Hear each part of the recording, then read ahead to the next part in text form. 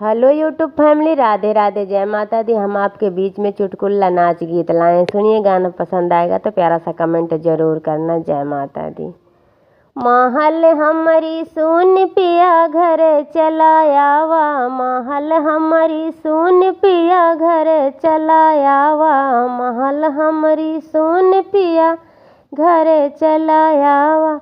पहली ने चिट्ठिया ससुर लिखी भेजे, पहली ने चिट्ठिया ससुर लिखी भेजे। नौकरिया ऐसी चीज बेटा घर जिनी आया, नौकरिया ऐसी चीज बेटा घर जिनी आया। महल हमरी सुन पिया घर चलायावा, महल हमरी सुन पिया घर चलायावा।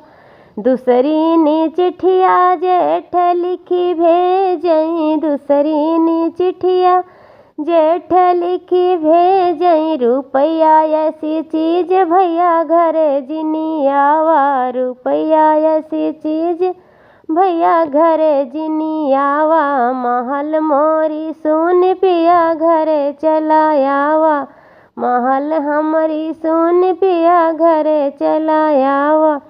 तीसरी ने चिट्ठिया देवर लिखी भेजे, तीसरी ने चिट्ठिया देवर लिखी भेजे। भाभी ऐसी चीज भैया घर चलायावा, भाभी ऐसी चीज भैया घर चलायावा।